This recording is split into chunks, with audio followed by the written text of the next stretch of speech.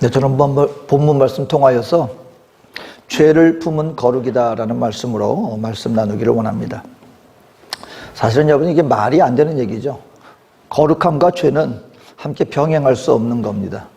근데 죄를 품은 거룩, 이 말은 다시 말하면 우리 신앙생활이라는 것을 얘기를 할 때 신앙생활을 잘하면 이것은 하나님께 기쁨이 되어지는데 때로는 하나님 보시기에 기쁘지 못한 모습을 이뤄나갈 수 있다라는 얘기가 있습니다. 그래서 어떤 분은 신앙 따로 생활 따로 이렇게 되어지면 이건 하나님의 기쁨이 되어지지 못한다.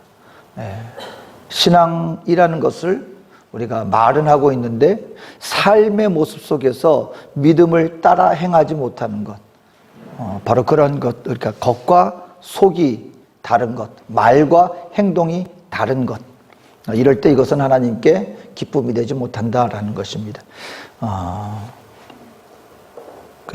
그 조개잡이를 하는 분들의 이야기를 들어보니까요, 아주 조개를 갖다가 아주 그 조개를 많이 이렇게 잡고 튼튼한 싱싱한 것을 잡으면 그렇게 참 기쁜데 때로는 가끔 가다가 허망할 때가 있다는 것입니다. 그 뭐냐면 이렇게 잠수를 하고 이렇게 딱 보다 보면 아주 큰 조개가 보인대요. 야, 저것은 아주 조개가 큰 조개고 좋은 조개가 저기 있냐고 수심 깊은 곳까지 내려가지고 힘들게 딱 그거 조개를 건져왔는데 딱 열어보니까 속이 없는 거예요.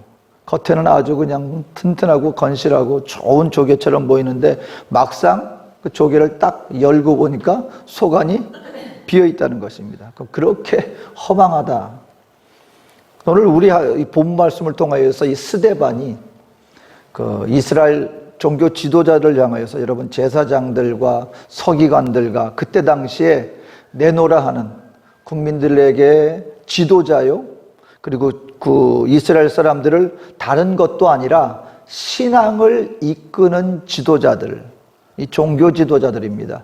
근데 그들 앞에서 아주 신랄하게 이들을 책망하는 모습을 우리에게 보여주고 있는 것입니다. 이유는 무엇입니까?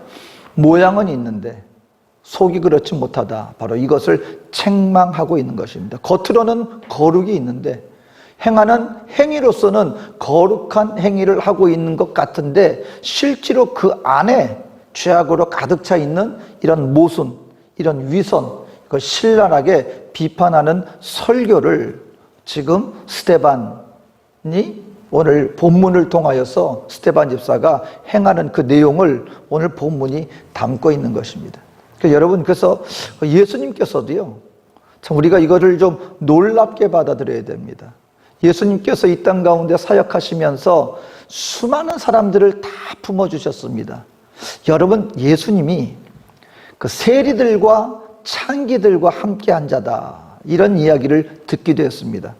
이건 굉장히 놀라운 일입니다. 왜냐하면 그때 당시 사회 가운데 가장 악한 부류에 속한 바로 그 계급들이 바로 세리와 창기들이었기 때문입니다. 근데 예수님은요, 그들을 책망하지 않아요. 오히려 그들과 함께 합니다. 함께 식사도 나누고 말씀도 나누고 그들을 품어주시고, 육신적으로는 문둥병자들은 저주받은 사람들이라고 아예 사람들 앞에서 완전히 사회에서 격리되었습니다. 그들이 사회에 들어오면은 돌에 쳐 죽일 정도로 그들은 사회에서 환영받지 못한 자들이었습니다. 근데 예수님은 그들과 함께하며 그 누구도 함께, 여러분, 더군다나 이 문둥병자를 만진다는 것은 함께 더불어서 부정하다는 것을 의미하는 것이기 때문에 결단코 접촉할 수 없는 무리들이 그들이었습니다. 근데 예수님은요, 서슴지 않았습니다. 어찌 보면 그때 당시 사회 통념적으로 있었던 것을 완전히 깨부수는 대단히 혁명적인 모습을 보인 분이 예수님입니다. 그들과 함께 해주셨고, 그들을 어루만져 주셨고, 그들을 받아주셨고, 그런데 그 누구보다도 가장 칭찬을 받아야 할 무리들이 바리새인들이요, 율법사들이요, 제사장들이요, 서기관들이었습니다. 그런데 예수님이 야, 너희들이 정말 말씀을 잘 가르치고 먼저 너희들이 말씀을 잘 배우고 그리고 말씀으로 이 백성들을 인도하니 정말 훌륭하구나 하고 칭찬받아야 마땅한 바로 그 무리들을 사회에서 가장 천대받는 자들을 받아주셨던 예수님이 오히려 그들을 향하여서, 여러분 마태복음 23장에 보면은요, 다른 사람들이 아니라 바로 그들을 향하여서 예수님께서 말씀을 하시는데, 화 있을진저, 27장 전체를 통하여서 화 있을진저 너희들아 라고 말하면서 신랄한 비판과 책망을 바로 다른 무리들이 아니라 바로 그들이 들었다는 것입니다.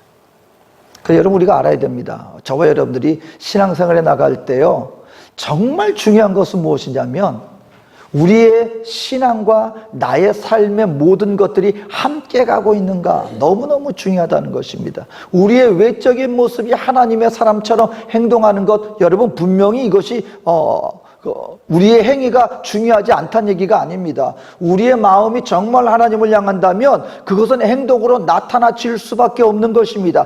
행위가 중요합니다. 우리의 모든 행동은 너무너무 중요합니다. 근데 오늘 성경이 말씀하시는 것은 그럼 행위가 하나님의 사람으로 나타나진다고 해서 그것이 다냐? 그게 아니라 그것만큼 중요한 것이 무엇이냐면, 우리의 겉사람만큼이나 중요한 것은 무엇이냐면 나의 속사람도 나의 행위와 마찬가지로 함께 가야 한다.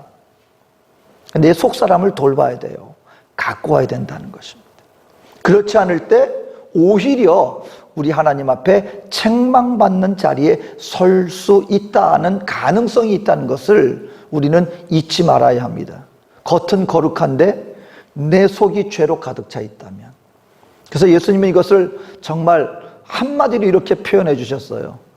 바로 그와 같은 종교 지도자들, 겉으로는 거룩한 삶을 보여주면서, 그리고 많은 사람들을 그 말씀으로 인도하는 지도자라고 하는 그 사람들, 하지만 속으로는 썩어 있는 그들을 향하여서 이 회칠한 무덤 같은 자들아 라고 얘기를 했습니다. 여러분, 이게 회칠한 무덤이 뭐냐? 우리 사실 해외에 살아가는 우리들은 쉽게 그것을 이해할 수 있어요. 우리 대한민국은 무덤이 어떻게 돼서 회칠한 무덤, 그러면 아마 요즘은 그래도 많이 알려져 있으니까 아는데, 옛날 같으면 이게 무슨 말이야 라고 이해하기가 쉽지 않았을 거예요. 왜냐하면 우리 대한민국은 이전까지만 해도 무덤하면 어떤 무덤만 생각했어요? 산속에 바닥에 묻고 무덤을 이렇게 위에 아주 그냥 딱 이렇게 아주 불쑥 튀어나와 있고 그 앞에 비석을 놓고 누가 보더라도 이것은 무덤이에요. 이걸 혼동할 수는 없어요. 근데 중동 지역의 무덤은 어떻게 돼 있냐면, 여러분, 물론 동굴도, 왜냐하면 그것은 그 단단한 바위로 돼 있지 않고요, 석회암으로 돼 있습니다. 그러니까 굉장히 굴이라든가 땅을 파는데 그렇게 어렵지 않게 그걸 팔 수가 있는 거예요. 그러니까 사람이 죽으면 그 시신을 어디에 묻느냐? 동굴을 파서 그 안에 놓던가, 그러면은요, 석회라는 이 특성상 그 썩은 냄새라든가 이것을 갖다가 잘 막아주기 때문에 무덤으로는 아주 좋은 조건을 가지고 있는 거예요. 근데 때로는 바닥을 판단 말이에요. 바닥을. 그리고 덮어요. 그러면 자칫 잘못하면 어떤 잘못을 범할 수가, 우리도 왜 현지인 여기 그 공동묘지 가면은 이렇게 막 위에다가 흙으로 쌓아놓는 것이 아니라 바닥에다가 해놓잖아요. 그래서 자칫 잘못하면 어떤 실수를 범할 수가 있어요. 그 위에 비석을 놓긴 놓는데 이 색깔이 어두워가지고 땅하고 이게 구분이 안 돼서 자칫 잘못하면 그걸 밟을 수가 있는 거예요. 왜냐하면 바닥에 평평하게 돼 있으니까. 그러니까 중동 지역에 무덤 이렇게 사람을 시신을 묻어놨는데 그냥 밑에 바닥을 파놓고 묻다 보니까 표시가 안 나잖아요. 그러니까 그 위에 무슨 칠을 해놔요? 하얀 회칠을 해놓는 거예요. 그러면 밑에 바닥에 여기는 이게 무덤이구나 알게 되는 거예요.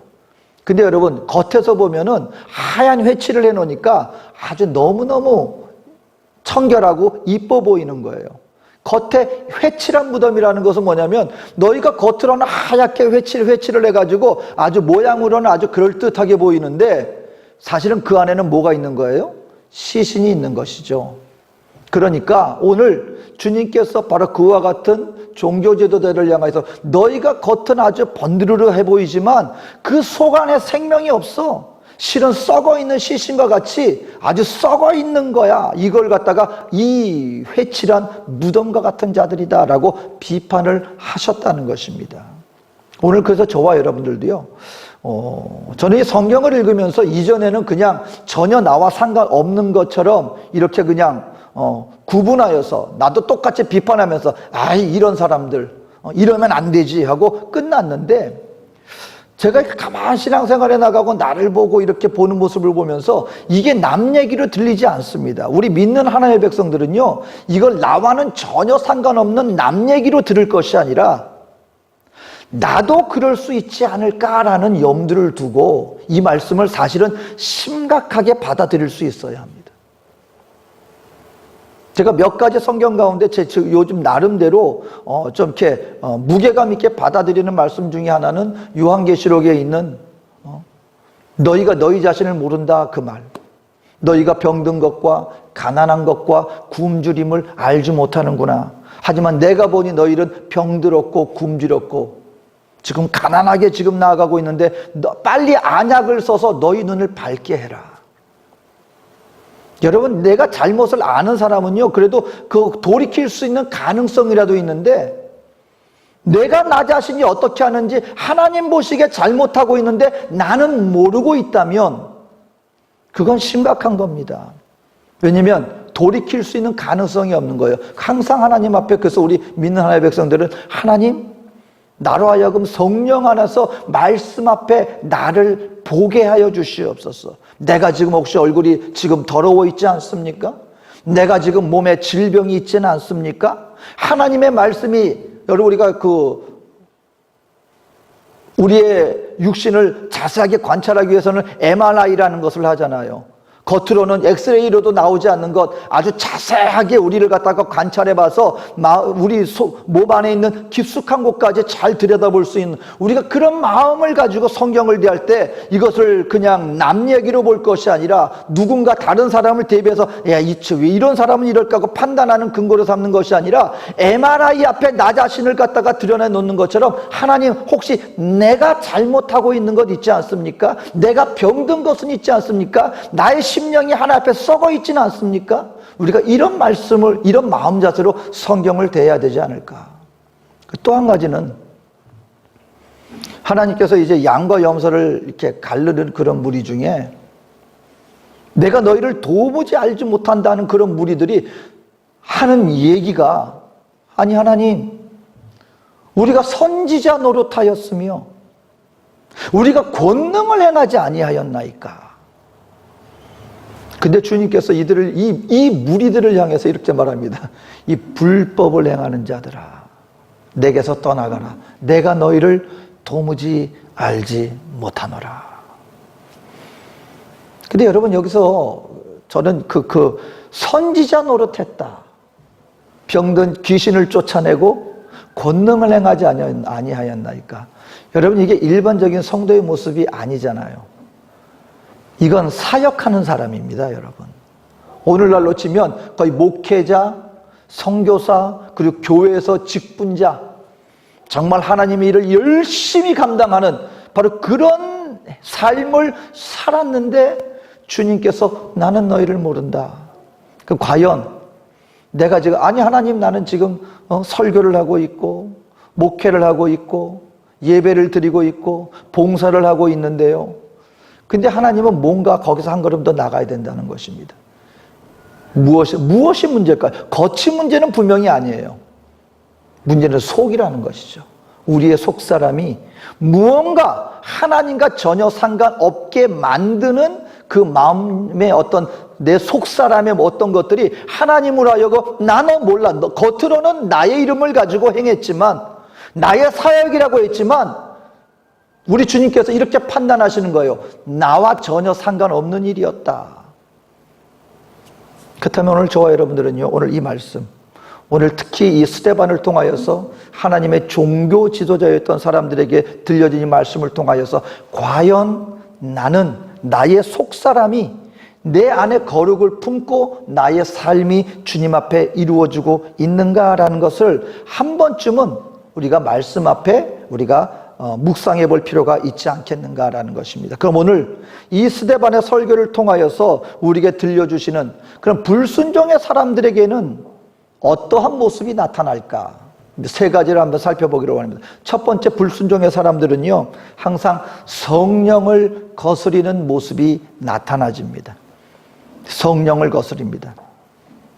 여러분, 이게 성령을 거스린다. 오늘 하나님께서 우리 인생들에게, 누구든지 주 예수를 믿는 자들에게 하나님의 성령이 우리를 전으로 삼아 내 안에 계신다는 것을 성경은 분명히 말씀해 주고 있습니다. 그러니까 저와 여러분들이 정말 주 예수를 믿고 영접한 저와 여러분들에게는 예수로 말미암아 십자가별로 우리가 하나님 앞에서 우리가 거룩한 의인으로 되어졌을 뿐만 아니라 우리 안에 누군가 함께 거하신다는 것을 알아야 합니다. 누가 함께 거하시느냐? 성령님이 지금 나와 함께 거하십니다.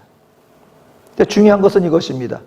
여러분, 이게 집이 있어도요, 그 집 주인이 있는데 마치 사람이 아무 집주인이 살지 않는 것처럼 되어질 수도 있다는 것을 알아야 됩니다. 여러분, 사람이 살지 않는 곳은 흉가가 되어져 버리고 맙니다. 불과 얼마 지나지 않아요. 희한해요.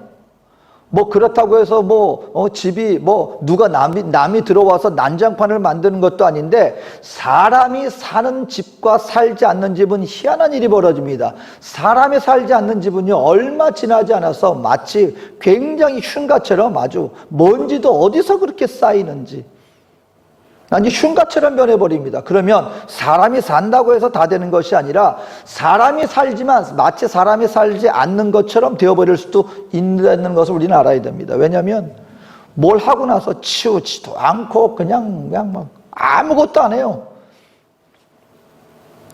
그래서 여러분, 우리가 한국에서 좀 가끔 놀라는 일이 벌어지는데, 자녀들을 방치해둬서 완전히 그 뉴스가 되는 걸 우리가 가끔 봅니다. 나중에 이웃집하고 주변에서 너무 이상해서 신고를 해서 경찰이 가봤더니 어린아이들이 집안에 방치되어 있는데, 가보니까 쓰레기 더미에다가 애들이 완전히 그냥 똥오줌 가리지도 못하고, 근데 젊은 부부였어요. 나중에 그런 부모님들은 뭐 하나 그랬더니, 그 컴퓨터 게임에 두 젊은 부부가 컴퓨터 게임에 빠져가지고 집에서 하는 게 아니라 그 PC방에 가가지고 밤새도록 며칠 사흘에 한 번 집에 들어가거나 이런 식으로 돼서 완전히 방치가 돼 놓으니까 그 집은 폐허나 다름없는 엉망인 집이 되어져 버리다는 것입니다.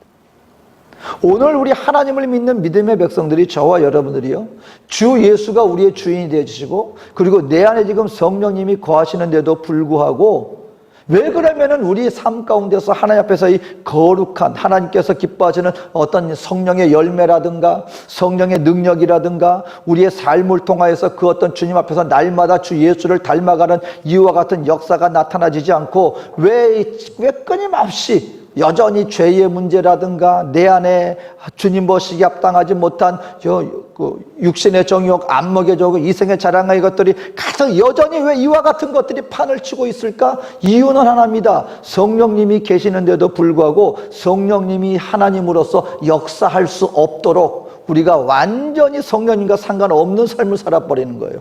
근데 한 가지 차이점은 있습니다. 성령님이 안 계시는 게 아니에요. 성령님의 여기서 못 살겠다고 떠나시는 것이 아니에요. 여전히 성령님은 내 안에 계시는데도 불구하고 성령님이 주인으로서 주인의 노릇을 하지 못하도록 우리가 방치하고 있다는 것입니다. 이렇게 되어질 때 하나님의 성령, 그래서 오늘 이 스데반은 이 서기관들과 율법사들을 통하여서 이렇게, 제사장들을 통하 이렇게 말합니다. 오늘 본문 51절, 목이 곧고 마음과 귀에 할례를 받지 못한 사람들아, 너희도 너희 조상과 같이 항상 성령을 거스르는도다. 오늘 저와 여러분들이 내가 정말 하나님 앞에 순종하는 사람인가? 내가 정말 하나님을 믿는 믿음으로 살아가고 있는가? 다른 말로 말하면 나는 지금 성령의 음성을 듣고 성령의 인도함을 받고 있는가? 아니면 내가 입술로는 주님을 따르고 주를 믿고 주님의 백성이라 하면서 나의 평소의 삶을 통하여 전혀 성령님이나 주님의 말씀이 나의 마음과 나의 모든 판단과 나의 모든 생활 속에 전혀 상관없는 삶을 살아가고 있다면 우리가 무엇을 근거로 나는 주님의 백성입니다 라고 말을 할 수가 있겠는가? 여러분, 오늘 저와 여러분들이요, 깨어 기도하여서 성령의 인도하심을 받는 것, 성령의 음성을 듣는다는 것이 우리가 생각하는 것 이상으로 얼마나 중요한 일인가. 내가 하나님 앞에 순종하는가 안 하는가, 뭐 듣는 게 있어야 순종을 하죠. 여러분, 주인은 순종이라는 말이 적용이 안 돼요. 순종이라는 말은 종에게 적용이 되는 말입니다. 내 뜻대로 하는 것은, 내가 결정하고 내가 원하는 대로 행하는 것은 이건 순종이 아닙니다. 내가 계획하고 내 뜻대로 행하는 것이지. 순종이라는 것은 누군가의 말을 듣고 그 말을 내가 행할 때, 말씀을 따라 행할 때 이것이 순종이 될 수 있는 거예요. 여러분, 우리가 순종이라는 것이 왜 중요하냐? 영적인 우리가 하나님 앞에 온 인류가 처음으로 죄를 범한 것이 무엇 때문에 하나님 이 죄가 이 땅에 들어왔고 우리가 생명의 자리에서 떠나게 됐어요? 불순종이죠. 선악과를 먹지 마 그랬는데 선악과를 먹었어요. 영적인 죄에 대해 우리 민감해야 될 이유가 바로 여기에 있습니다. 왜냐하면 하나님께서 그토록 심각하게 볼 수밖에 없었던 영적인 죄는 결단코 크고 무거운 모습으로 우리에게 다가오지 않았습니다. 저는 참 차라리 하나님 생명나무를 딱 두고 거기에 하나님께서 불검을 딱 두르시고, 그리고 여기는 절대로 들어오면 안 돼. 근데 거기를 가지고 아담과 하와가 그냥 천사들 눈도 속이고 하나님도 속이고 그냥 거기 불검의 울타리 그런 어떤 방어막도 넘어가서, 그리고 먹지 말란 그것을 갖다가 그러니까 하나님의 생명의 나무를 먹지 말라는데 그 생명의 나무에 손을 댔다. 그랬다라면 그 죄의 무거움이 좀 더 크게 돼가지고 정말 잘못했구나 싶겠는데, 하나님이 놓으신 모든 동산 실과 가운데 있는 과일 하나였다는 거예요. 어떤 목사님이 이걸 이렇게 설명을 하셨어요. 우리가 하나님 앞에 우리가 순종하느냐 불순종하느냐를 남의 거를 훔쳤냐 안 훔쳤냐 그런 어떤 크게 볼 것이 아니라, 생활 속에 영적인 죄는 누가 보더라도 죄의 모양으로 다가오지 않는 순간에 우리가 범할 수 있기 때문에 더 심각하다 얘기를 하는 거예요. 과일 하나 먹고 안 먹고, 예를 들어서 여러분, 저와 여러분들이 가가지고 슈퍼 가가지고 여러 가지 과일이 있어요. 과일을 사가지고 그 과일을 먹었어요. 이게 죄입니까 안 죄입니까? 옆에서 바라볼 때 그냥 과일 사서 먹은 거예요. 어떤 분이 그 목사님이 이렇게 설명을 해주셨어요. 본인은 양복을 좋아한대요. 왜 사람마다 좋아하는 게 있잖아요. 우리 선교사들도 보니까요, 취향이 다 달라요. 어떤 분은 이 기기들, 핸드폰이라든가 이런 전자기기, 이걸 다루면 자기는 스트레스가 풀린대요. 그래서 그분은 핸드폰이니 뭐니 왜 다시 설치하고 또 우리가 모르는 그걸 아주 잘해요. 왜냐하면 평소에 본인이 약간 시간 날 때 본인이 스트레스 해소하는 것 중에 하나가 전자기기를 다루며 하니까 그런 지식이 많은 거예요. 어떤 분은, 저 같은 경우는 학용품을 좋아합니다. 그래서 한국 나가면 교보문고 같은 데 가면 필 도구 같은 거 수첩 볼펜 그런 파는 데 가잖아요. 그런 데 가서 그거 보는 것만으로도 기분이 좀 풀려요. 또 어떤 분은 또 보니까 구두예요. 자기는 구두가 보면 그렇게 마음이 끌린대요. 사람마다 끌리는 게 있어요. 그걸 보면 기분이 좋아지는. 근데 이 목사님은 자기는 양복을 보면 양복 저거 하나 참. 그래서 본인은 좀 양복이 좀 많대요. 근데 예를 드는 거예요. 쇼핑을 가가지고 양복을 딱 보는데 바로 그 순간 성령님이 양복이 너무 좋아 보이는 게 있어서 본인이 사려고 그러는데, 성령님이 너 양복 많잖아? 이거 지금 양복 사면 이건 탐욕이야. 그러니까 사지 마. 라고, 그러니까 예를 드는 거예요. 이거 사지 마 하고 자기 심령에 감동을 만약에 주셨다 치면, 그때 본인이 양복을 그럼에도 불구하고 자기가 그 양복에 대한 그 마음의 욕심을 절제하지 못하고 양복을 샀단 말이에요. 그러면 다른 사람들이 볼 때 이게 죄로 보이겠습니까? 안 보이겠습니까? 아무도 이건 죄가 아니에요. 옷 하나 산 거예요. 하지만 하나님이 보시기에 그것은 죄입니까? 안 죄입니까? 말씀하셨다는 거예요. 사지 마. 근데 그걸 듣지 않고 자기 육신에 끌려서 사고 말았어요. 그럼 이거는 하나님 앞에 아담과 하와가 동산 가운데 그 선악과를 먹지 마 했는데 먹은 행동이나 이것을 했을 때 하나님이 그 어떤 감동을 주셨는데 말씀에 순종하지 못하고 불순종한 거나 바로 이것은 똑같은 불순종이다. 똑같은 불순종이다. 그러니까 오늘 저와 여러분께는 하나님 앞에 내가 말씀을 따라 하나님 앞에 성령의 인도하심을 따라 산다는 것은 외적으로 볼 때는 전혀 문제가 없어 보이지만 내가 알고 하나님이 아는 내 속에서만 아무도 몰라요. 단지 나의 선택이었어요. 하지만 그것이 하나님 앞에 죄가 될 수도 있다. 이것이 우리 성도들의 믿음의 신앙생활이다라는 것입니다. 그래서 믿는 하나님의 백성들은 우리의 삶 속에서 근데 이 겉으로는 믿는다면서 이 속으로는 하나님과 전혀 상관없이 사는 사람들은 이와 같은 성령의 음성과 하나님의 뜻과 전혀 상관이 없다는 것입니다. 그들 속에는 뭐만 가득 차 있어요? 내 생각과 사람들 앞에서 하나님의 영광을 위하고 하나님의 도를 가르친다고 하지만 실질적으로 그것은 모든 것이 자기에게서 비롯되어지고 자기의 유익을 따라 사람들 앞에서 하나님 앞에서가 아니라 사람들 앞에서의 삶으로 가득 차 있다 보니까 겉은 거룩해 보이지만 그 속은 하나님 보시기에는 불순종과 죄로 가득 차 있을 수밖에 없다라는 것을 말씀하고 있는 것입니다. 그러니까 저와 여러분들이 순종의 사람들이 되기 위해서는 매 순간마다 어떠한 삶을 살아야 됩니까? 하나님과 교통하고 그리고 하나님이 무언가 우리에게 말씀하였을 때 아멘 하며 그 말씀을 따라 순종하는 것이 매 생활 속에서 우리가 이루어져 나갈 때 궁극적으로 저와 여러분들은 하나님의 인도함을 받는 순종의 사람으로서 살아갈 수 있다라는 것을 스데반 집사는 오늘 이 시간 말씀을 통하여 우리에게 들려주고 있는 것입니다. 둘째로 불순종의 사람들은 어떤 사람들입니까? 그들은 항상 예수 그리스도를 거역하는 자들이다라고 말씀하고 있다라는 것입니다. 오늘 성경에 보니까요 이렇게 말합니다. 52절에 너희 조상들이 선지자들 중에 누구를 박해하지 아니하였느냐?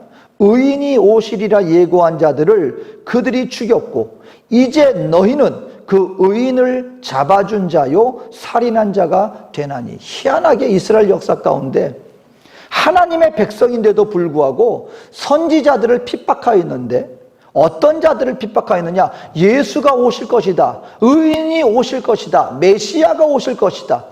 이상하게 바로 그런 선지자들은 항상 핍박을 받았다는 것입니다. 너희 조상들이 그랬는데 이제 너희는 그 선지자를 잡아 죽인 자가 아니라 오시리라 한 그 의인을 죽인 자가 되었느니라. 여러분, 예수님을 누가 죽였습니까? 다른 사람들이 아니었어요. 제사장들과 바리새인들이 국민들을 선동하여서, 여러분 얼마나 모순적인 일이 일어났는지 아십니까? 로마 그 대세계를 정복한 로마가요 가장 골치 아파했던 민족이 이스라엘 민족입니다. 다른 나라 민족들은요 다 로마한테 친로마 성향이었어요. 왜냐하면 로마가 친화 정책을 폈습니다. 본인들이 로마 사람들, 로마 시민이 되기로 이렇게 스스로 항복하고 정하잖아요. 로마 사람과 똑같은 혜택을 줬습니다. 그러니까 다른 식민지 국가들 입장에서는 로마 사람이 되는 게 본인들에게 더 외적으로는 유익이에요.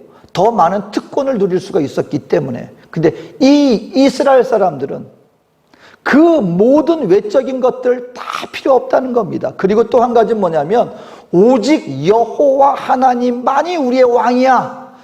황제, 그때 당시 황제를 막 신으로 하고 그리스 로마 신화로 말미암아 그때 한참 그리스 철학이 팽배하게 나던 모든 사람들이 그런 그리스 철학에 물들어가고 있었는데 이 이스라엘 사람들만큼은 핍박도 안 통해, 아니요 외적인 그 어떤 유혹도 통하지 않아. 더 제일 골치 아픈 건 뭐냐면 천황 폐하를 황제를 인정하지 않는 유일한 그 집단이 바로 이스라엘 사람들이었습니다. 이유는 하나입니다. 유일신 사상이에요. 오직 여호와 하나님만이 우리의 왕입니다. 근데요, 예수님을 넘겨주겠다고 이 제사장들과 율법학자들과 이 바리새인들이 그때 당시 빌라도한테 가서 뭐라 그랬는지 아십니까? 이 사람이 예수를 모함하려고, 반역죄로 모함을 하려고 예수 이 사람이 우리 이스라엘의 왕이라고 합니다. 우리의 왕은 황제 아닙니까? 그때 당시에 그제까지 본인들이 그토록 로마를 항쟁하고 그리고 오직 여호와만이 우리 하나님입니다 라고 외쳤던 그 지도자들이 예수를 모함하기 위해서 그때만큼은 이 모든 걸 다 쳐버리는 거예요. 한 사람을 죽이겠다고. 근데 그때 이들을 향해서 스데반 집사가 얘기하는 것입니다. 너희 조상들은 그래도 그 의인이 오겠다고 얘기한 그 선지자들을 죽였지만 너희는 바로 성경이 예고하신, 하나님이 예고하셨던 그 의인을 죽인 자들이 바로 너희니라. 예수와 상관없이 성경을 읽고 성경을 가르친다고 하면서 정작 성경이 말씀하신 예수가 이 땅 가운데 오셨을 때 그 예수에 대해서 전혀 알아보지도 못하고 오히려 예수를 배척한 모순을 벌였던 자들이 바로 너희들이다 라고 얘기를 하고 있습니다. 오늘 우리에게 어떻게 적용을 합니까? 여러분, 복음을 증거할 때 복음은 뭡니까? 예수님의 죽으심과 부활하심이에요. 그리고 예수님은 하나님이시다. 근데 여러분, 이걸 복음에 대한 설교를 하게 될 때요, 저와 여러분들이 한번 나 자신에게 잘 적용을 해봐야 됩니다. 말씀을 전할 때 이제 어느 정도 우리가 신앙생활에 나가고 어느 정도 신앙의 그 연륜이 좀 시간이 흐르잖아요. 나중에 뭐 예배나 설교나 부흥집회나 어디 가가지고요, 예수님의 십자가에 대한 복음의 이 메시지가 나오면 알게 모르게 마음이 다 굳어집니다. 매일 이제 다 아는 얘기인데, 이제 십자가 뭐 내가 죄인이다. 이제는 그 얘기 들으면 뭐 맨날 죄인이라 그러고, 맨날 우리를 위해서 주 돌아가셨다 그러고, 이제 다 아는 얘기인데, 왠지 이것이 뭐 어떻게 되냐면 복음에 대해서 마음이 동하지가 않아요. 그리고 어떤 새로운 얘기, 좀 독특한 얘기, 현대적인 그 어떤 것들을 탁 얘기하면 거기에 대해서는 또 눈이 확 뜨입니다. 근데 어떤 분들은요, 십자가하고 예수님의 그 말씀만 들어도 마음이 동해질 수가 있어요. 예수님의 십자가 보혈 얼마나 아프셨을까? 또 그 주님이 다시 오신다고 할 때 주님 언제 오실까? 그것에 대해서 마음이 동해집니다. 저는 이 차이가 무엇일까? 여러분, 그건 뭐냐면요, 우리가 머리로 하는 것이 아니라 정말 저와 여러분들이 우리의 마음 중심에서부터, 내 마음 중심에서 예수 그리스도의 십자가에 대한 의미를 깨닫고 정말 내가 예수를 만난 체험적인 믿음의 신앙생활에 나간다면, 내가 주님 앞에 증인으로서 세워졌다면 그 십자가의 얘기가 아무리 1000만 번, 100만 번 듣는다 할지라도 그것에 대해서 우리의 마음이 굳어질 수가 없다. 이것이 바로 체험이냐 아니면 지식이냐.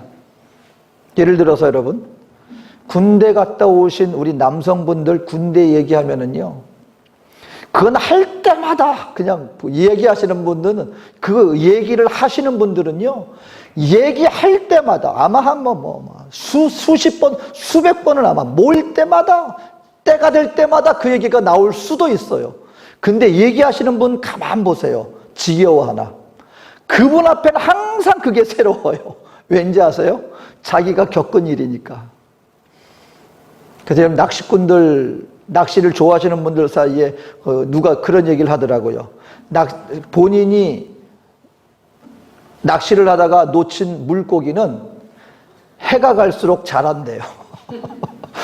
해가 갈수록 자라간대. 요만한 거 처음에 내가 요만한 물고기를 놓쳤어. 근데 그 다음에 얘기할 때마다 어느새 이렇게 돼 있는 거야. 이만한 물고기가. 근데 그분들 얘기할 때마다 보면 어떤지 아세요? 아는 얘기, 나도 얘기하는 나도 지겨워. 이거 아니에요. 생생합니다. 그냥 얼마나 생동감 있게 얘기를 하는지. 이유는 뭡니까? 그걸 내가 겪은 분들한테는. 그래서 아내분들도 여러분, 그래서 부부싸움 가운데도 남편분들이 힘들어하는 이야기 중에 하나가 뭔지 아십니까? 했던 얘기 또 하고, 했던 얘기 또 하고. 이제 그만할 때 좀 됐잖아. 근데 절대 안 끝납니다. 그때 이랬지. 그때 내가 이렇게 아팠는데. 했던 얘기 또 하고. 어떤 차이일까요? 내가 느낀 거예요. 내가 체험한 거예요.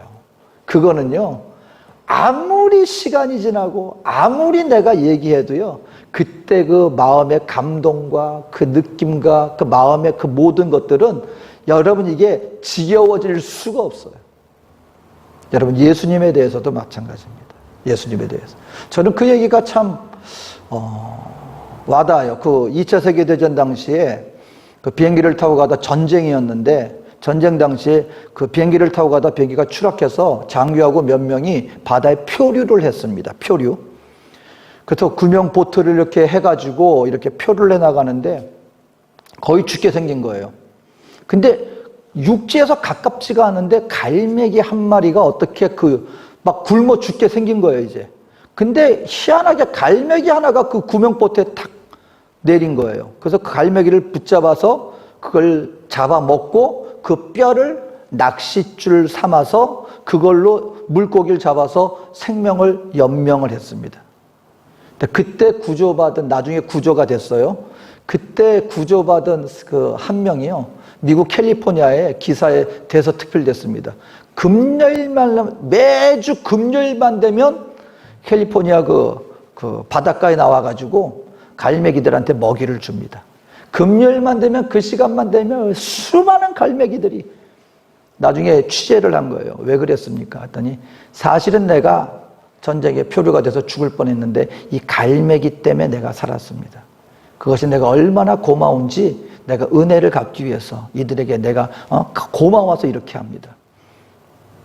여러분, 갈매기 한 마리도 그로 말미암아 내가 생명을 구원받았다면 그 고마워서, 누가 시켜서 하는 게 아니잖아요. 하물며 저와 여러분들이 예수님의 죽으심과 부활의 의미를 정말 내가 깨달은다면 내 육신의 죄뿐만 아니라 나의 영혼의 생명이, 그리고 나로 말미암아 하나님의 독생자가 어떤 대가를 치르셨는가를 깨닫는다면 그 예수님의 복음에 대해서 들을 때마다 우리의 마음과 심령이 절대로 굳어질 수는 없는 것이다. 굳어질 수는 없는 것이다. 근데 여러분, 예수님과 전혀 상관없이 그냥 겉은 크리스찬인데 내 속사람이 주님과 전혀 어떤 느낌도 없고 감격도 없고 깨달음도 없고, 어떻게 하다 보니까는 내가 외적으로 이렇게 그리스도인이라는 모습이 돼서 사람들하고 생활해 나가다 보니까 내가 이렇게 해야 되겠구나 해서 행하는 자들에게 성령의 음성도, 주의 십자가에 대한, 예수님에 대한 그 어떤 존재에 대한 감사와 감격도 없이 그냥 나의 겉사람만 이렇게 그리스도인으로서 빚어져 나간다면 나중에 주님 앞에 섰을 때 이 말씀을 들을 수밖에 없습니다. 겉은 그럴듯한데 네 속에는 생명이 없구나. 아니, 내가 사역했는데요, 선지자 노릇했는데요, 귀신도 쫓아냈는데요, 병든 자도 고쳤고 권능을 행했는데요. 근데 그날 주님은 말씀하실 것입니다. 내가 너를 도무지 알지 못한다, 이 불법을 행한 자야.